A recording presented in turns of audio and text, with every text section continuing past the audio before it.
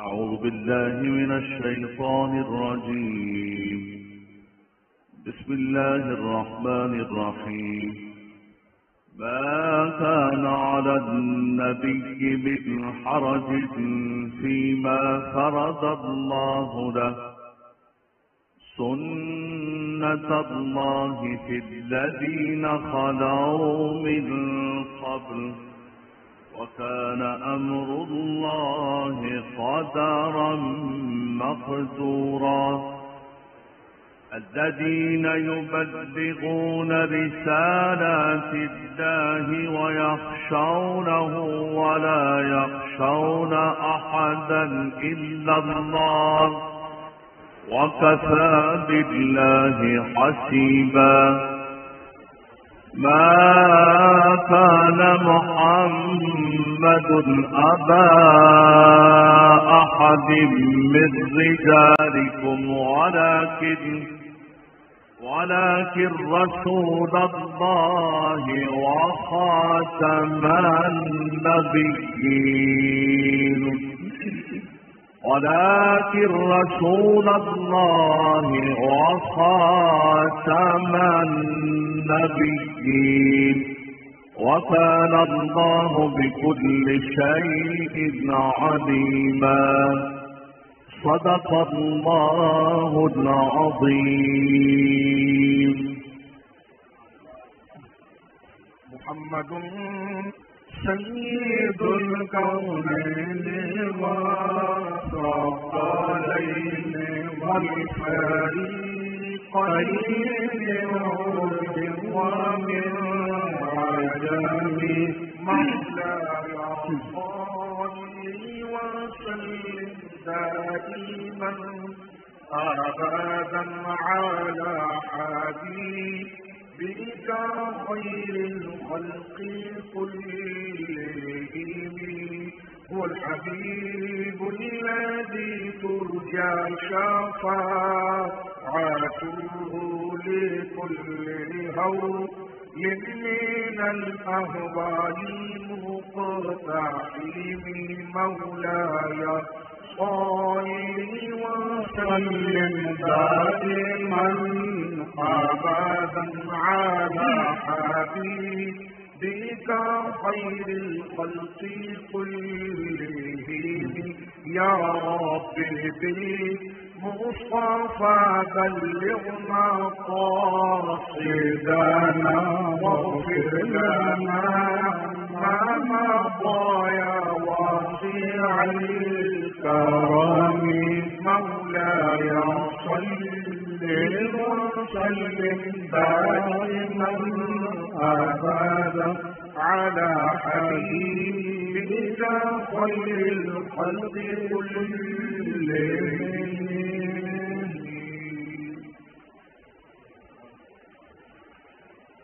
بسم الله الرحمن الرحيم. الحمد لله رب العالمين. الصلاة والسلام على سيد المرسلين سيدنا ومولانا محمد وعلى آله وصحبه أجمعين. ناظرین کرام، السلام علیکم ورحمۃ اللہ وبرکاتہ. آپ سب کے علم میں ہے کہ 24 جولائی 2004 کو سپریم کورٹ آف پاکستان نے مبارک ثانی کیس کی جو ریویو پٹیشن تھی اس کا فیصلہ جاری کیا. اس پر تمام مکاتب فکر کا مسلمہ موقف پیش کرنے کے لیے آج ہم یہاں پر جمع ہیں. یہ موقف جو میں پیش کرنے جا رہا ہوں اس کی تائید و توثیق مفتی محمد تقی عثمانی صدر دارالعلوم جامعہ کراچی مولانا قاری محمد حنیف جالندری محتمم و شیخ الحدیث جامعہ خیر المدارس ملتان، مولانا یاسین ظفر ناظم اعلیٰ جامعہ سلفیہ فیصل آباد، اور مولانا عبد المالک صدر رابطۃ المدارس الاسلامیہ منصورہ لاہور نے کی ہے، اور ان کے دستخط مئے مہر ثبت۔ اس کے علاوہ کراچی میں اہل سنت و جماعت کے جو مقتدر، ممتاز، اجلہ، افاضل، اکابر اور قیادت کے منصب پر فائز علماء کرام اور مفتیان اعظام یہاں پر تشریف فرما ہیں، ان کی تائیدات اور توثیقات بھی اس موقف کو حاصل ہیں۔ علامہ مفتی محمد الیاس رضوی اشرفی جو جامعہ ندرۃ العلوم کے مفتی، محتمم اور شیخ الحدیث ہیں، علامہ احمد علی سعیدی جو دارالعلوم جامعہ کراچی کے شیخ الحدیث ہیں، علامہ رضوان احمد نقشبندی جو جامعہ انوار القرآن کے محتمم اور شیخ الحدیث ہیں، علامہ سید مظفر شاہ جو اہل سنت و جماعت کے ممتاز مناظر، خطیب اور محقق ہیں، علامہ مفتی عابد مبارک المدنی جو جامعۃ المصطفی الرضویہ کے محتمم اور شیخ الحدیث ہیں اور تنظیم المساجد پاکستان کے صدر ہیں، علامہ ریحان امجد نعمانی یہ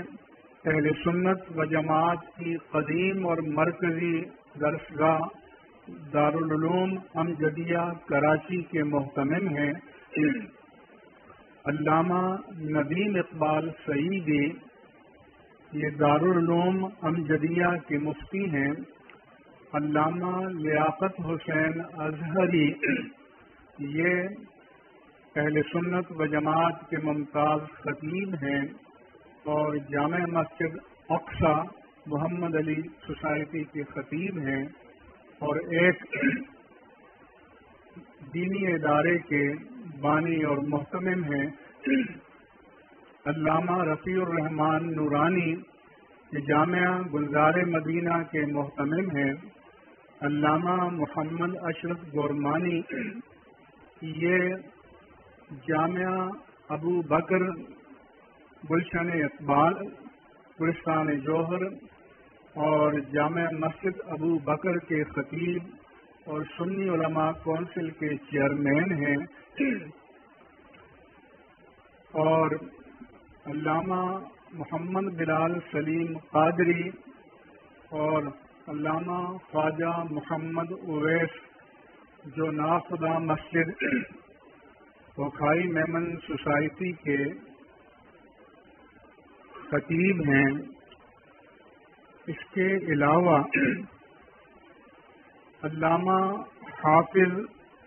عبداللہ ضیائی جو استاد حدیث اور تخصص الفقہ والافتاء کے استاد ہیں اور جامعہ ترمذی کے شارح ہیں، علامہ مفتی عبداللہ نورانی جو تخصص الفقہ والافتاء کے استاد ہیں، علامہ قاری عبدالقیوم محمود جو جامعہ حنفیہ غوثیہ کے محتمم ہیں، علامہ صابر حسین نورانی جو جامعہ انوار القرآن کے ناظم اعلیٰ ہیں، اور علامہ احمد ربانی جو جامعہ ضیاء العلوم کے محتمم ہیں، علامہ ریاض حسین اشرفی یہ اہل سنت کے ممتاز ادارے کے محتمم ہیں، اور اس کے علاوہ علامہ آثار اللہ اور علامہ عبدالحسیب، علامہ قاری محمد زمان چشتی، علامہ سید محمد علی شاہ، علامہ عبدالحسیب قادری، مولانا محمد شمیم خان اور دیگر ہمارے ممتاز علماء کرام اور علامہ جمشید ہاشمی بھی موجود ہیں۔ علامہ مفتی احمد علی سعیدی یہ ہمارے دارالعلوم جامعہ نعیمیہ کے شیخ الحدیث ہیں۔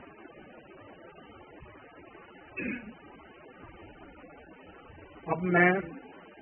پاکستان کے تمام مکاتب فکر کا مسلمہ موقف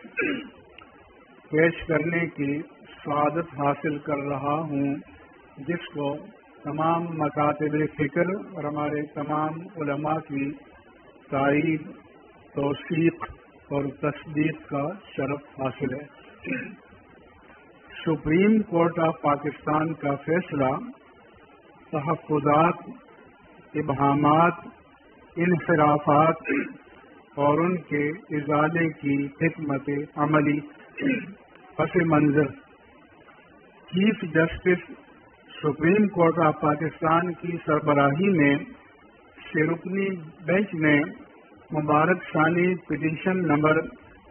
1054 آف 2023 کا فیصلہ 6 فروری 2024 کو جاری کیا۔ اس پر پاکستان بھر کے دینی حلقوں میں شدید اضطراب پیدا ہوا۔ اس کے نتیجے میں سپریم کورٹ نے نظرثانی فوجداری پٹیشن نمبر 2 آف 2024 دائر ہوئی، اور اس میں معزز عدالت نے دیگر کے علاوہ مندرجہ ذیل 5 اداروں سے بھی رائے مانگی۔ وہ ادارے یہ ہیں: جامعہ دارالعلوم کراچی، دارالعلوم جامعہ نعیمیہ کراچی، جامعہ سلفیہ فیصل آباد، قرآن اکیڈمی لاہور اور جامعہ امدادیہ فیصل آباد۔ ان اداروں نے مشترکہ موقف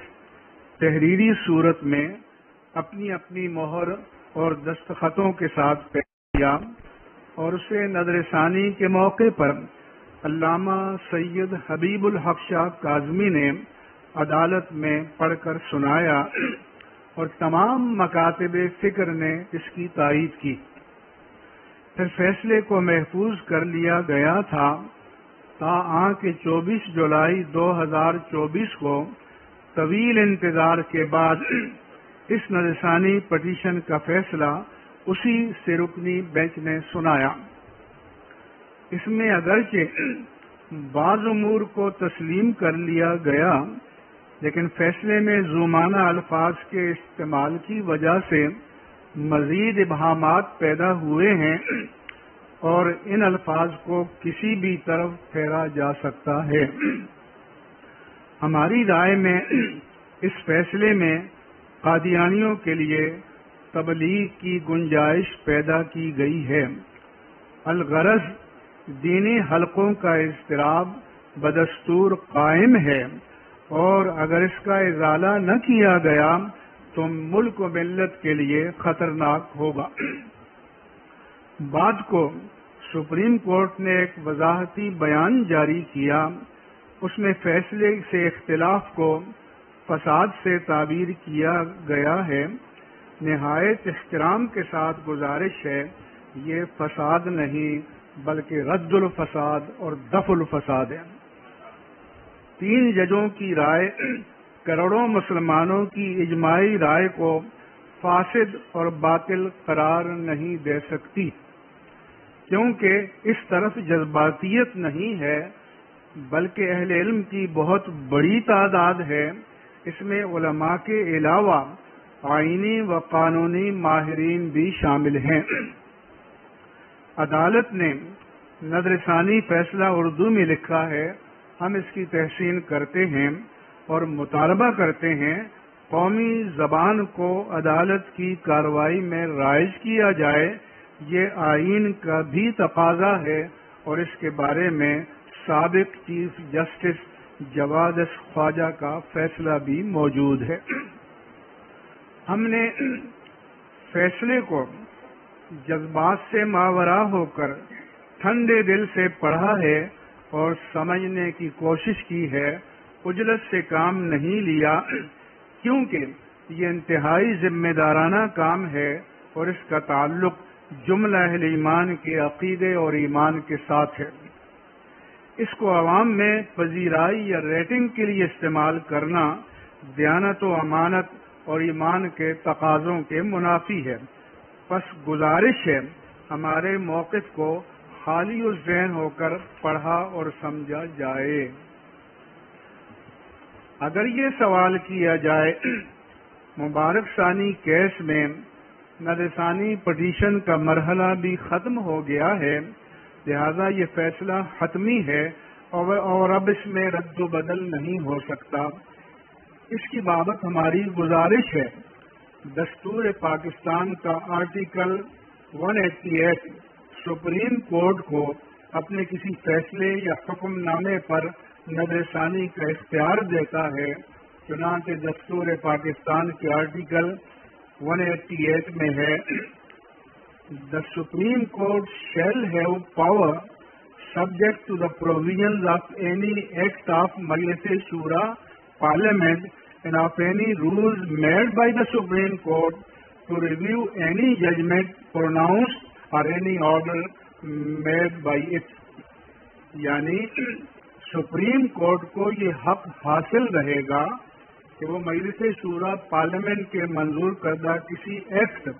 اور خود عدالت عظمیٰ کے وضع کردہ کسی قاعدے کے تحت اپنے اعلان کردہ کسی فیصلے یا حکم پر نظر ثانی کر سکتی ہے۔ اس اصول کی روشنی میں سپریم کورٹ پر لازم ہے اپنے نظر ثانی شدہ فیصلے میں از خود ترمیم کر کے مسلمانوں کے حقیقی خدشات کا ازالہ کرے یا مقدمے کے سارے فریقوں کو دعوت دے کہ ان کے نزدیک فیصلے میں کوئی حکم ہے یا صرف نظر یا غلطی ہوئی ہے تو اس کی نشاندہی کریں۔ اگر وہ حقائق و شواہد کی روشنی میں درست ہوئے تو ان کا ازالہ کر دیا جائے گا۔ اس کے علاوہ یہ فیصلہ قومی اسمبلی میں بھی زیر بحث آ گیا ہے اور اسپیکر نے اسے کمیٹی کے سپرد کر دیا ہے، لہذا اس فیصلے کے پیراگراف 42 کو پارلیمنٹ کے ذریعے ختم کرنے کا طریقہ یہ ہے، مجموعہ تعزیرات پاکستان کی دفعہ 298C کے شروع میں ترمیمی بل کے ذریعے ان الفاظ کا اضافہ کر دیا جائے، notwithstanding any judgment of any court, یعنی کسی بھی عدالت کا کوئی بھی فیصلہ اس دفعہ پر اثر انداز نہیں ہو سکے گا۔ نیز 290C میں بائی ویزیبل ریپرزنٹیشن کے بعد اور ان اینی مینر سے پہلے ویدر پبلکلی اور پرائیویٹلی کا اضافہ کر دیا جائے۔ اس صورت میں فیصلے کا سب سے زیادہ قابل اعتراض حصہ خود بخود بے اثر ہو جائے گا۔ مسلمہ اصول ہے کسی بھی ملک کا شہری اس ملک کے آئین و قانون کا پابند ہے اور اسے آئین و قانون سے انحراف کا حق حاصل نہیں ہے، خواہ وہ پیدائشی شہری ہو یا اس نے بعد کو اپنے اختیار سے اس ملک کی شہریت اختیار کی ہو، جسے انگریزی میں نیچرل سٹیزنشپ کہا جاتا ہے۔ اس اصول کے تحت قادیانی اس امر کے پابند ہیں کہ آئین پاکستان کو من و عن تسلیم کرتے ہوئے اپنی آئینی حیثیت کو تسلیم کریں، اپنے آپ کو غیر مسلم قرار دیں اور کسی بھی تعویل و توجیہ کے تحت اپنے مسلمان ہونے کا دعویٰ نہ کریں۔ نہایت احترام کے ساتھ گزارش ہے، معزز عدالت نے قادیانیوں کو نہ اس امر کا پابند بنایا اور نہ ان کو یہ تنبیہ کی کہ ان کا اپنے آپ کو مسلمان قرار دینے کا ادعا یعنی کلیم آئین سے انحراف اور بغاوت ہے، اور اس کی سزا خود آئین میں موجود ہے۔ اگر عدالت اپنا یہ آئینی، قانونی اور دینی فریضہ انجام دیتی تو قادیانیوں کے لیے دجل و فریب کے سارے راستے اور امکانات مسدود ہو جاتے ہیں۔ اس کے بغیر عدالت کے نظر ثانی فیصلے کا پیراگراف 27 بے معنی ہو جاتا ہے۔ عدالت نے ملت اسلامیہ کا 200 صفحات پر مشتمل موقف برائے مطالعہ خصوصی کمیٹی کا حوالہ دیا اور قرارداد کا مندرجہ ذیل اقتباس نقل کیا ہے۔ اب اس اسمبلی کو یہ اعلان کرنے کی کارروائی کرنی چاہیے کہ مرزا غلام احمد کے پیروکار انہیں چاہے کوئی بھی نام دیا جائے مسلمان نہیں، اور یہ کہ قومی اسمبلی میں ایک سرکاری بل پیش کیا جائے تاکہ اس اعلان کو مؤثر بنانے کے لیے اور اسلامی جمہوریہ پاکستان کی ایک غیر مسلم اقلیت کے طور پر ان کے جائز حقوق و مفادات کے تحفظ کے لیے احکام وضع کرنے کی خاطر آئین میں مناسب اور ضروری ترمیمات کی جائیں۔ کوٹ ان کوٹ۔ بس گزارش ہے ان کے جائز حقوق و مفادات کا تعین یا اس کی بابت قانون سازی تو تب ہو سکتی ہے جب اپنی آئینی حیثیت کو تسلیم کریں، اپنے آپ کو غیر مسلم کی حیثیت سے رجسٹرڈ کرائیں تو وہ قومی اسمبلی میں قادیانیوں کے لیے مختص اقلیتی نشست کے حقدار بھی بن سکتے ہیں۔ لیکن آج تک قادیانیوں نے اپنی آئینی حیثیت کو تسلیم ہی نہیں کیا، پس جو شہری کسی ملک کے آئین کو تسلیم نہ کریں تو وہ اس ملک میں جائز حقوق و مفادات کے حقدار نہیں بنتے۔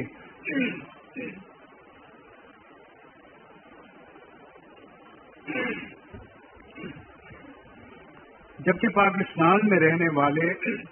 ہندو، سکھ، مسیحی، پارسی وغیرہ سمیت غیر مسلم اقلیتوں کے حقوق 3 شرائط کے ساتھ متعین ہیں۔ نمبر 1 قانون کی پابندی، نمبر 2 امن عامہ اور نمبر 3 تابع اخلاق۔ اپنے معترضہ فیصلے میں عدالت نے قادیانیوں کے بارے میں بنیادی حقوق اور اقلیتوں کے حقوق کی آئینی دفعات کا حوالہ دیا تھا، لیکن آئین سازوں نے اپنی اجتماعی دانش کے مطابق ان پر قانون کی پابندی، امن عامہ اور تابع اخلاق ہونے کی جو بندش عائد کی تھی اسے عدالت نے حذف کر دیا تھا، مگر نظر ثانی فیصلے میں اسے تسلیم کر دیا ہے۔ ہم اس کی تحسین کرتے ہیں۔ سابق عدالتی فیصلے ہمارے اس موقف کی تائید کرتے ہیں، چنانچہ ہم نے انہی عدالتی فیصلوں کا ذکر کرتے ہوئے لکھا تھا، مذکورہ بالا اعلیٰ عدالتوں نے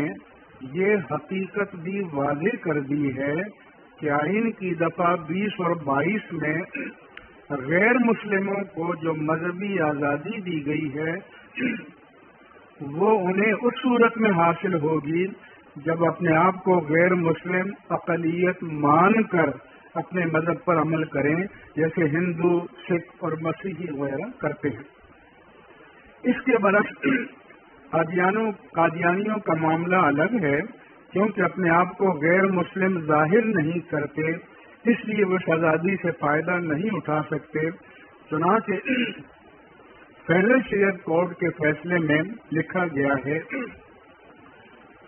but this can be allowed if the non-Muslims preach as non-Muslims and not by passing of all Muslims passing of as Muslims. PLD 1985 FSC 117 quote unquote. عدالت خود تسلیم کر چکی ہے فاضل وفاقی شرعی عدالت کے فیصلے کا اتباع سپریم کورٹ پر لازم ہے، اس لیے کوئی جواز نہیں تھا کہ نظر ثانی فیصلے میں کوئی بات کہتے وقت اس کو پیش نظر نہ رکھا جاتا، لہذا نظر ثانی فیصلے کے پیراگراف 42 میں سرسری طور پر یہ بات کہی گئی ہے۔ آئین و قانونی دفعات اور عدالتی نظائر کی اس تفصیل سے ثابت ہوا کہ احمدیوں کے دونوں گروہوں کو غیر مسلم قرار دینے کے بعد انہیں آئین اور قانون کے مطابق اپنے مذہب پر عمل پیرا ہونے اور اس کے اظہار اور اس کی تبلیغ کا حق اس شرط کے ساتھ حاصل ہے کہ وہ عوامی سطح پر مسلمانوں کی دینی اصطلاحات استعمال نہیں کریں گے، نہ عوامی سطح پر خود کو مسلمان کے طور پر پیش کریں گے، تاہم اپنے گھروں، عبادت گاہوں اور اپنے نجی مخصوص اداروں کے اندر انہیں قانون کے تحت مقررہ معقول قیود کے اندر گھر کی خلوت کا حق حاصل ہے۔ مندرجہ بالا پیراگراف کے خط کشیدہ الفاظ: اس کی تبلیغ کا حق، نجی مخصوص اداروں، معقول قیود کے اندر گھر کی خلوت، یہ الفاظ دفعہ 298C کے ان الفاظ سے کلی طور پر متصادم ہیں جن میں صراحت کے ساتھ کہا گیا ہے Any person of the Qadiani group, other Lahori group, who directly or indirectly or preaches or propagates his faith as Islam or invites others to accept his faith. عدالت نے خود اس کا ترجمہ یہ کیا ہے، قادیانی گروپ یا لاہوری گروپ کا کوئی شخص جو بالواسطہ یا بلا واسطہ اپنے مذہب کی تبلیغ یا پرچار کرے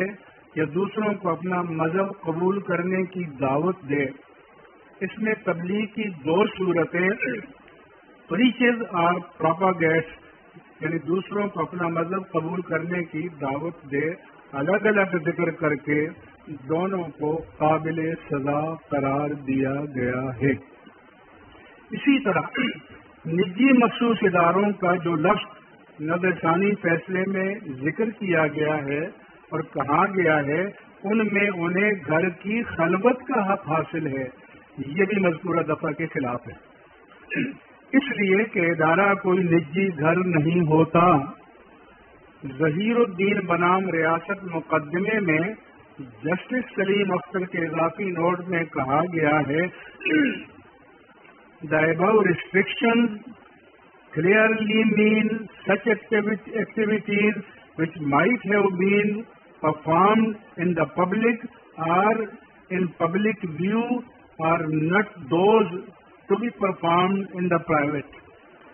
اس میں واضح کر دیا گیا ہے کہ جو کام پبلک ویو میں کیا جائے وہ پرائیویٹ نہیں ہوتا۔ ظاہر ہے کوئی ادارہ ایسا نہیں ہوتا جس کو پبلک ویو میں نہ کہا جا سکے، الا یہ کہ کسی خفیہ سرنگ میں واقع ہو۔ اس کے علاوہ قرآن کریم کی تحریف یا قادیانیوں کا اپنے آپ کو بطور مسلمان ظاہر کرتے ہوئے اپنے مذہب کا پرچار قانوناً جرم ہے، اور ہر وہ کام جو آئین و قانون کی روح سے ممنوع ہے، مثلا منشیات بیچنا یا ذخیرہ کرنا، ملک کے خلاف سازش کرنا، کسی کے قتل، اغوا برائے تاوان یا ڈکیتی کی منصوبہ بندی کرنا یا دہشت گردی کا منصوبہ بنانا، یہ سب کام نجی ادارے اور گھر کی خلوت میں بھی منع ہیں۔ تو قادیانیت کی تبلیغ جو عام جگہ میں یا عوام کے سامنے قانوناً ممنوع ہے، اس کے لیے عوام کو کسی چہار دیواری یا نجی گھر میں جمع کرنا کیسے جائز ہو سکتا ہے؟ الغرض نظرثانی فیصلے کے پیراگراف 40 کا مذکورہ بالا خط کشیدہ حصہ تعزیرات پاکستان کی دفعہ 298C سے صراحتاً متصادم ہے اور وفاقی شرعی عدالت کے فیصلے بعنوان مجیب الرحمان کے بھی خلاف ہے، جبکہ سپریم کورٹ نے خود تسلیم کیا ہے کہ اس کی پابندی سپریم کورٹ پر بھی لازم ہے۔ عدالت نے اپنے فیصلے میں عقیدہ ختم نبوت کے بارے میں قدر تفصیل کے ساتھ لکھا ہے اور قرآن اور سنت سے شواہد بھی پیش کیے ہیں، یہ بھی قابل تحسین ہے، لیکن اگر یہ نہ بھی ہوتا تو یہ عقیدہ امت مسلمہ میں حتمی، قطعی اور مسلمات سے ہے، لیکن صرف نظریاتی طور پر تھیوریٹیکلی ذکر کرنے سے اس کا تقاضا ہرگز پورا نہیں ہوتا جب تک کہ اس کی آئینی، قانونی، عدالتی اور انتظامی امور میں باقاعدہ تطبیق اپلیکیشن نہ کی جائے۔ اس نظرثانی فیصلے میں اصل سخن یہی ہے، ورنہ اپنی فاسد اور باطل تعویلات کے ساتھ محض لفظی اعتبار سے تو مرزا غلام قادیانی بھی کہتا ہے میں آپ صلی اللہ علیہ وسلم کو خاتم النبیین مانتا ہوں۔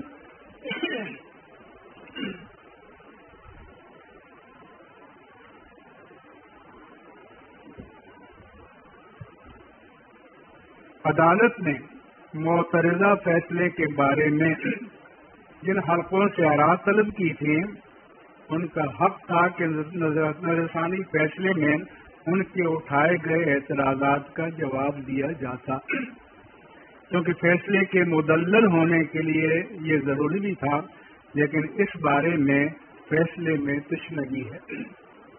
بلکہ ان نکات سے تعارض نہ کرنے کے سبب اس فیصلے میں مندرجہ ذیل امور سخت قابل اعتراض ہے۔ نمبر 1، معترضہ فیصلے میں اس بات پر سب کا اتفاق تھا جو آیات کریمہ اس فیصلے میں درج کی گئی تھی وہ زیر نظر مقدمے سے قطعی طور پر غیر متعلق تھی، بلکہ جس سیاق و سباق میں پیش کی گئی تھی ان سے غلط فہمی پیدا ہو سکتی تھی۔ نظرثانی فیصلے میں اس بات کا کوئی جواب نہیں دیا گیا، بلکہ اسلامی نظریاتی کونسل کے بارے میں یہ تبصرہ فرمایا دین کے معاملے میں جبر کی ممانعت کو تو تسلیم کیا، مگر نہایت احترام سے گزارش ہے کہ اسے اس حد تک محدود کر دیا کہ کسی کو اس کی مرضی کے بغیر اسلام قبول کرنے پر مجبور نہ کیا جائے۔ اس کا مطلب یہ ہے کہ فاضل جج کی نظر میں آیت کریمہ کا حکم صرف اس حد تک محدود نہیں ہے، بلکہ اس کے مفہوم میں کچھ اور باتیں بھی شامل ہیں، لیکن یہ واضح نہیں کیا گیا کہ وہ اور باتیں کون سی ہیں جو اس آیت کریمہ کے تحت جبر اکرام میں داخل ہیں، اور اگر داخل ہیں تو کس دلیل سے، جبکہ آیت اور اس کا سیاق کانٹیکسٹ بتا رہا ہے کہ اس سے مراد یہی ہے کہ کسی پر اسلام قبول کرنے کے لیے زبردستی نہ کی جائے۔ مکمل آیت یہ ہے لا اکراہ فی الدین قد تبین الرشد من الغی فمن یکفر بالطاغوت ویؤمن باللہ فقد استمسک بالعروۃ الوثقی لا انفصام لها واللہ سمیع علیم۔ دین قبول کرنے میں کوئی جبر نہیں ہے، بے شک ہدایت گمراہی سے خوب واضح ہو چکی ہے، تو جو شخص طاغوت کا انکار کرے اور اللہ پر ایمان لائے اس نے ایسا مضبوط دستہ پکڑ لیا جو کبھی ٹوٹنے والا نہیں ہے، اور اللہ خوب سننے والا بہت جاننے والا ہے۔ یہ آیت اپنے مفہوم پر اتنی واضح ہے کہ اس کی مزید تشریح کی ضرورت نہیں ہے۔ اس کے علاوہ ہم نے عدالت کے نوٹس کے جواب میں یہ بھی عرض کیا تھا جبر کے اس مفہوم کو سورہ یونس 99 میں مزید واضح فرما دیا گیا، ارشاد ہوا افانت تکرہ الناس حتی یکونوا مؤمنون، اے رسول مکرم کیا آپ لوگوں کو مجبور کریں گے کہ وہ ایمان لے آئیں؟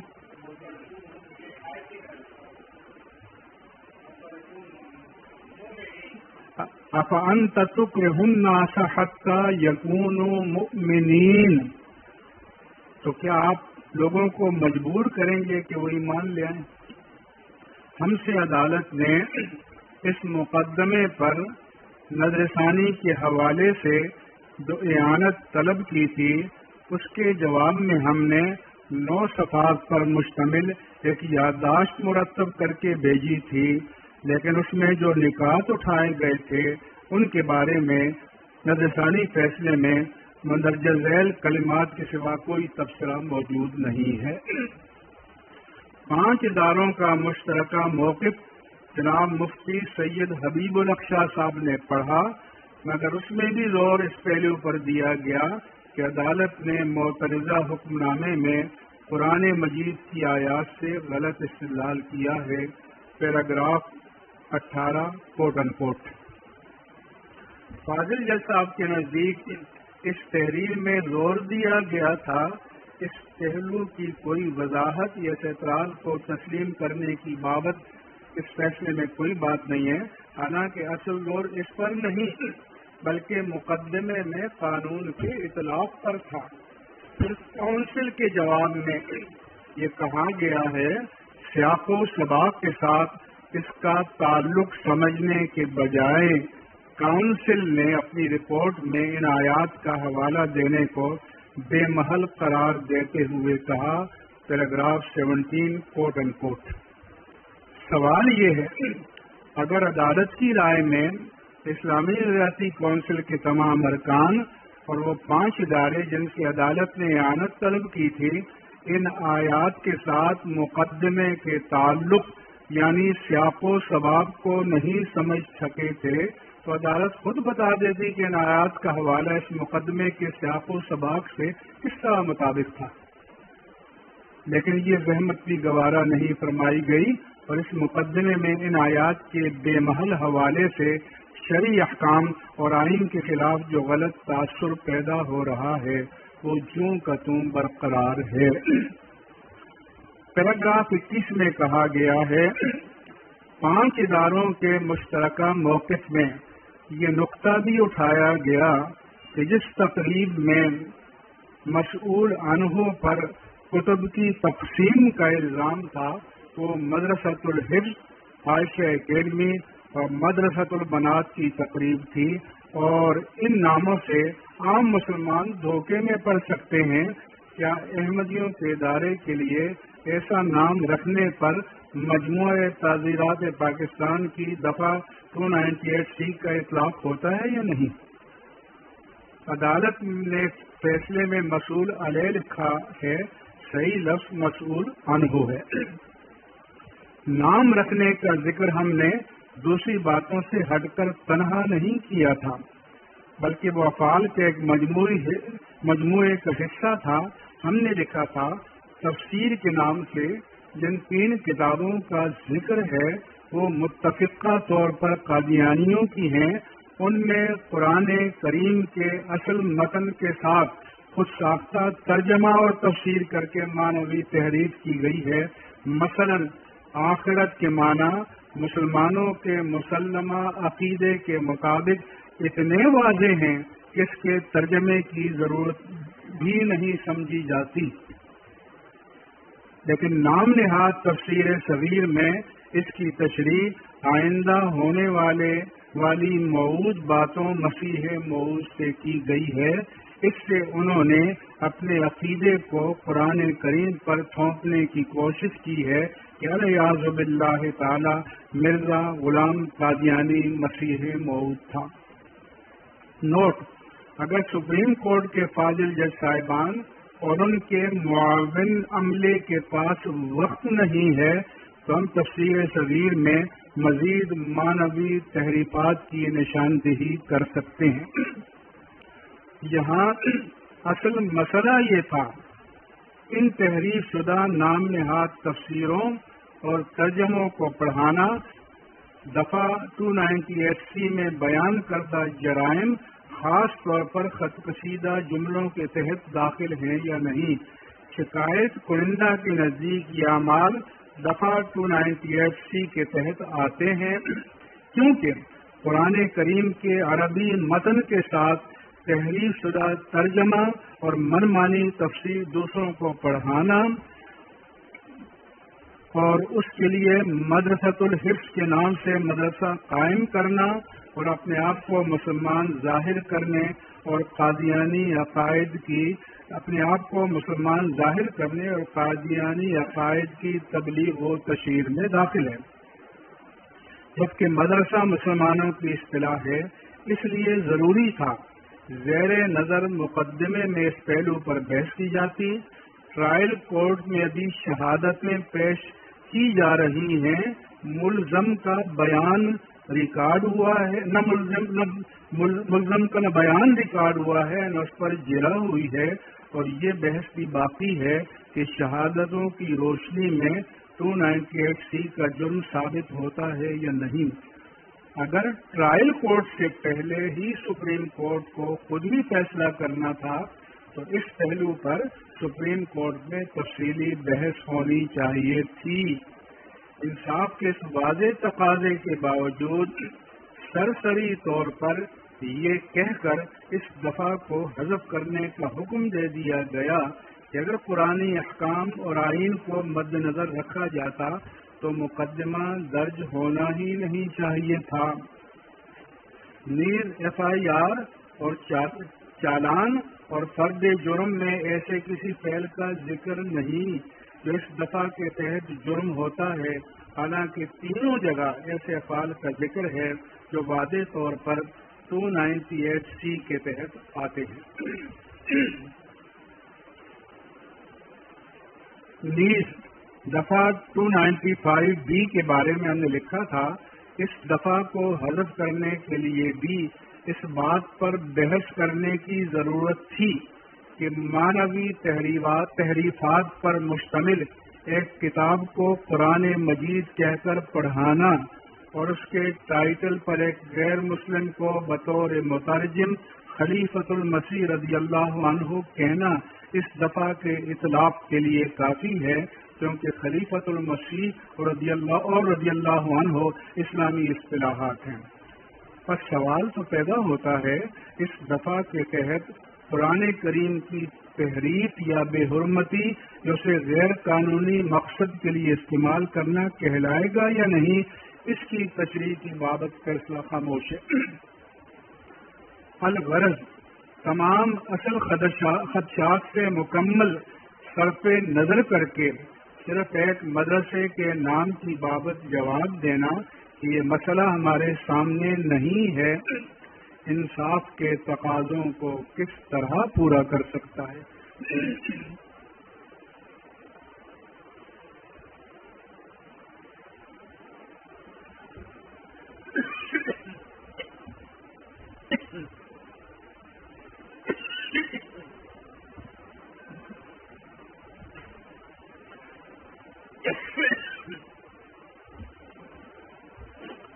فیصلے میں کہا گیا ہے، ہم نے ظہیر الدین بنام ریاست کے فیصلے سے نہ انحراف کیا ہے نہ کر سکتے تھے۔ جہاں تک اس جملے کا تعلق ہے، ہم نے انحراف نہیں کیا، یہ ایک واقعے کا بھی سوال ہے جس سے کوئی بھی شخص یہاں تک کہ ماتحت عدالتیں بھی اختلاف کر سکتی ہیں۔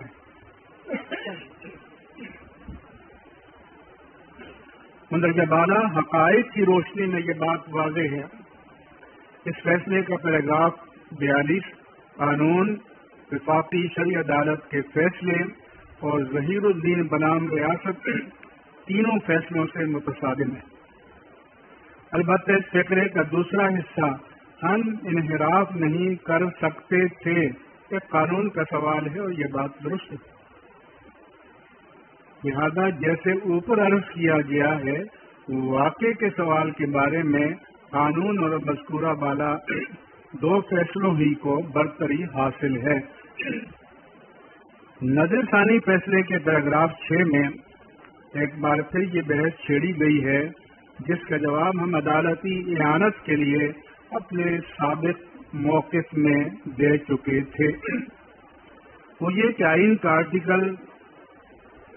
12(1) کہتا ہے، قانون کسی ایسے شخص کو سزا دینے کا اختیار نہیں دے گا کسی ایسے فعل کے ارتکاب یا ترک پر جو اس فعل کے ارتکاب یا ترک کے وقت قابل سزا جرم نہیں تھا۔ کسی جرم کے ارتکاب یا ترک پر ایسی سزا دینا جو ارتکاب جرم کے وقت نافذ الامر سزا سے زیادہ ہو، یعنی کوئی قانون مؤثر بماضی ریٹروسپیکٹو نہیں ہو سکتا۔ اس کا جواب ہم معترضہ فیصلے پر تبصرہ کرتے ہوئے دے چکے ہیں۔ وہ یہ ہے، ہمیں حیرت ہے کہ اسے پڑھے اور سمجھے بغیر نظر ثانی فیصلے میں دوسری بار اسی غلطی کا اعادہ کر دیا ہے کہ 2019 کے قانون میں قابل اعتراض کتاب کے تابع ناشر یا ریکارڈ رکھنے والے اور مرتب کو مجرم قرار دیا گیا تھا، جبکہ بعد کو 2021 کے قانون میں تقسیم کنندہ ڈسٹریمنیٹر کو بھی مجرم قرار دیا گیا تھا۔ تو عدالت کی نظر میں مبارک ثانی پر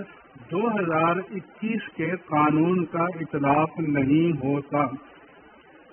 اس کی بابت ہم نے لکھا تھا، اگر جرم وقتی نوعیت کا تھا جس کے ارتکاب کیا گیا تھا اور قصہ ختم ہو گیا تو یقیناً مابعد قانون کا اس پر اطلاق نہیں ہوگا۔ کیا عدالت نے اس بات کی تحقیق کر لی تھی کہ نئے قانون کی آمد کے وقت وہ شخص جرم سے دستبردار ہو چکا تھا؟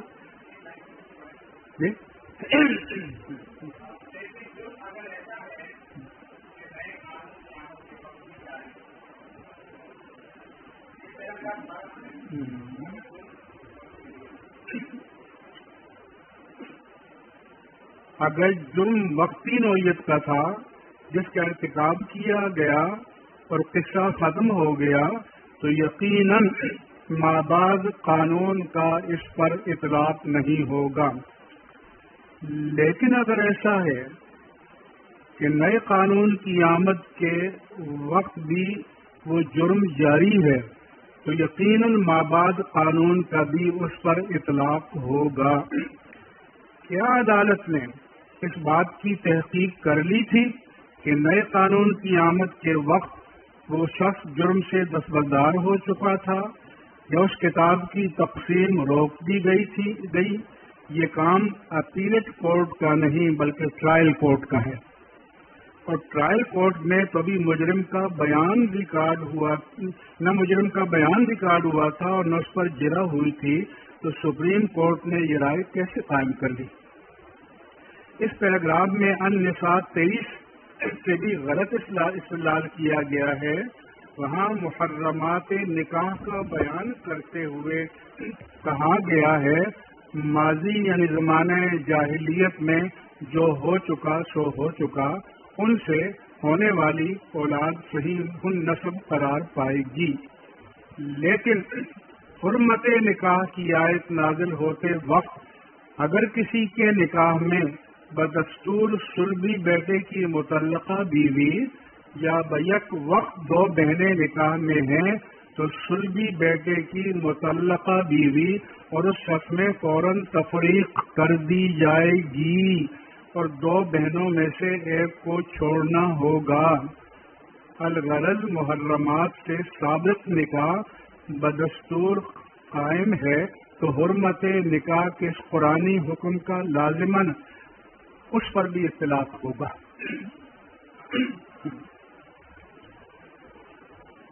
آخر میں ہم بصد ادب علماء کرام اور خطباء اعظام سے گزارش کرتے ہیں، ختم نبوت اسلام کا ایک بنیادی عقیدہ ہے، اس پر ایمان لائے بغیر کوئی شخص بھی مسلمان نہیں ہو سکتا، لہذا عدالتی فیصلے پر گفتگو کرتے ہوئے ہمیں متانت، وقار اور اسلامی اخلاقیات کا پاس رکھنا چاہیے۔ تہذیب سے گری ہوئی گفتگو اور گالی گلوچ سے حاملین دین کے بارے میں منفی تاثر پیدا ہوتا ہے اور یہ ہمارے عظیم ترین مقصد کے لیے نقصان دہ ہے۔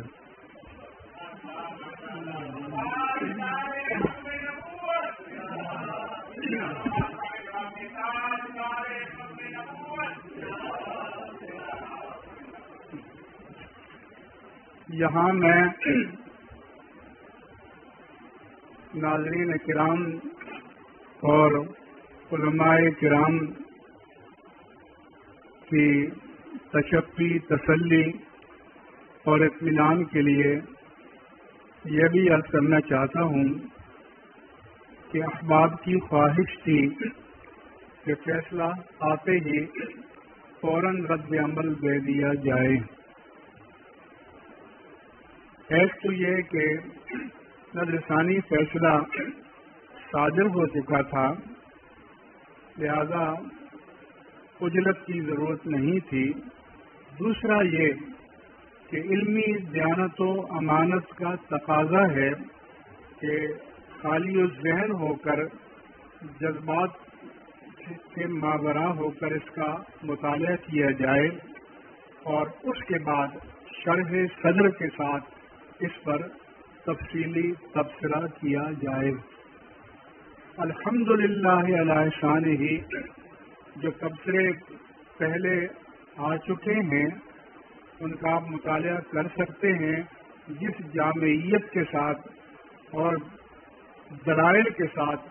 ہم نے بات کی ہے، اتنی جامعیت آپ کو کہیں اور نہیں ملے گی، اور یہ احتیاط ہمارے دینی منصب کا تقاضا تھا اور اس تقاضے کو پورا کرنا لازمی تھا۔ اس لیے تاخیر کی بنا پر جن حضرات کو تھوڑا سا تردد ہوا اور بے چینی رہی، ان سے معذرت خواہ ہے۔ دوسرا یہ کہ سپریم کورٹ کا فیصلہ یہ ہے جو 27 صفحات پر مشتمل ہے، اور اسے ہم نے کم از کم 27 دفعہ پڑھا ہے، اور تاکہ کوئی یہ نہ کہے کہ سمجھے بغیر تبصرہ کر دیا گیا۔ شاہ دعا کریں۔ شکریہ۔ آپ مائک لے لیں۔ اللہم صلی علی سیدنا مولانا محمد